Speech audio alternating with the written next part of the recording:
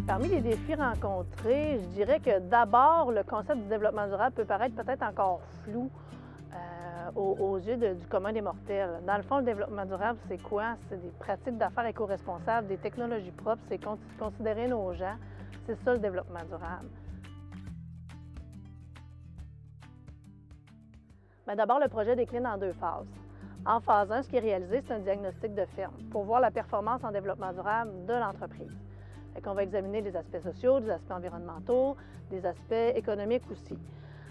Ça va permettre de révéler où il y a des possibilités d'amélioration qu'on pourra discuter éventuellement. Ensuite, il y a un programme de formation de base où là, on met la table pour établir des concepts. On a une formation sur le leadership, une formation sur les gaz à effet de serre à la ferme, une formation aussi sur la comptabilité verte.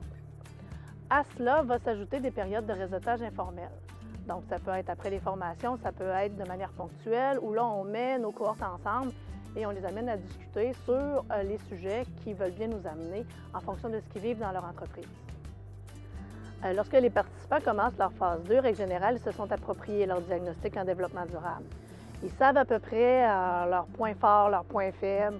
Puis à ce moment-là, on crée ce qu'on appelle une cellule de co-développement. Une cellule de co-développement, c'est un espace de dialogue où là, les gens vont échanger entre eux autres en fonction de leur réalité. C'est eux qui vont décider les sujets sur lesquels ils veulent discuter, puis qui vont trouver ensemble des solutions. La valeur ajoutée du projet, c'est que le point de départ de notre cellule de co-développement, ce sont les résultats du diagnostic.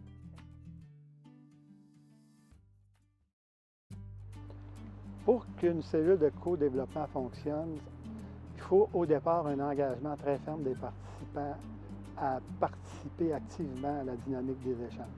Je dirais que c'est l'enjeu même du co-développement de mettre en place des actions concrètes au niveau des entreprises. Donc c'est sûr que dans le contexte du groupe de développement durable, compte tenu des préoccupations qui ont été amenées par les participants, on est en plein dans cet objectif-là de faire en sorte qu'il y ait un transfert. Bien, ma participation au Club de développement durable a permis de faire évoluer mon entreprise. D'abord, ça a permis d'approfondir les principes du développement durable. J'ai pu avoir accès à un diagnostic qui me donnait des pistes d'amélioration pour l'entreprise. C'est vraiment la partie co-développement qui a permis de faire passer l'entreprise à un autre niveau, donc le réseautage, puis les discussions avec les autres participants du club. Ma participation au Club d'aider rejoint mes enjeux d'entrepreneur parce que, comme bien des jeunes de mon âge, je suis préoccupée par les changements climatiques, par l'avenir de la planète, l'avenir des générations futures. Sauf que je suis entrepreneur, je suis donc pas en décroissance. Alors pour moi, la solution, c'est le développement durable. Ce qui me pousse à poursuivre avec le club, c'est de rester proactif dans nos décisions et d'être un leader dans le concept de développement durable pour mon entreprise et pour le milieu agricole. Ce qui m'a poussé à faire partie de la deuxième cohorte du Club en développement durable, c'est vraiment le co-développement. Donc, les rencontres avec d'autres propriétaires d'entreprises. Moi, je suis seule propriétaire ici, donc de pouvoir challenger mes idées avec d'autres personnes, de pouvoir prendre des engagements aussi sur des actions à mettre en place sur la ferme, ça permet d'être plus motivé, d'être plus discipliné dans ce que je veux faire et de faire ça dans une trame de fond qui a pour objectif d'améliorer le développement durable de l'entreprise. C'est excellent. Bien, ce qui me pousse à poursuivre au sein du Club en développement durable, c'est que ça nous permet toujours de rester à jour puis d'avoir toutes les nouveautés sur les possibilités, les technologies, les idées, les conférences qui peuvent nous amener plus loin dans le développement durable. Oui, je compte poursuivre la démarche parce que je crois que les frais d'adhésion en valent la peine, juste avec le diagnostic que j'ai reçu cette année, avec les rencontres qu'on a eues, les formations qu'on a eues. Donc, je veux poursuivre pour continuer les démarches jusqu'au bout.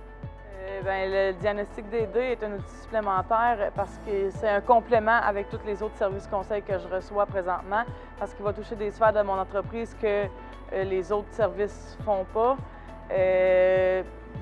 Entre autres, ce qui m'intéressait vraiment beaucoup, c'était de pouvoir mesurer la quantité de gaz à effet de serre produit par mon entreprise ou la consommation d'énergie de mon entreprise. Les avantages d'être membre du club, c'est d'avoir accès aux formations, aux conseillers, aux diagnostics, c'est de partager avec les autres producteurs nos préoccupations, nos expériences face à l'agriculture. Les avantages que je perçois comme membre du Club de développement durable, évidemment, il y a le réseautage dans le co-développement, mais c'est surtout tout ce qui nous amène à aller plus loin puis à avancer, comme le projet pour déterminer les empreintes carbone sur nos entreprises, puis voir des pistes pour aller plus loin avec ça. Ça, évidemment, ça me donne le goût de poursuivre.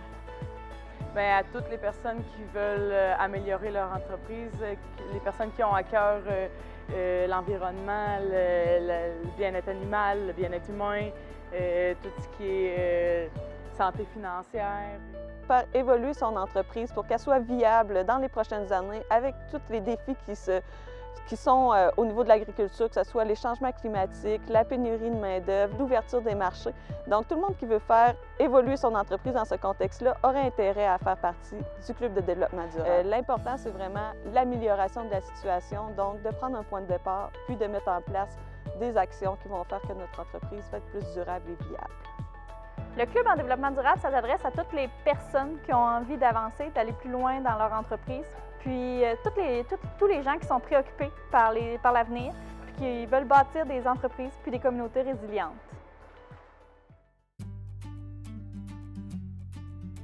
Parmi les prochaines actions du Club en développement durable, il y a d'abord de consolider les acquis, de maintenir la démarche, recruter des nouvelles entreprises, puis intervenir davantage au niveau des gaz à effet de serre.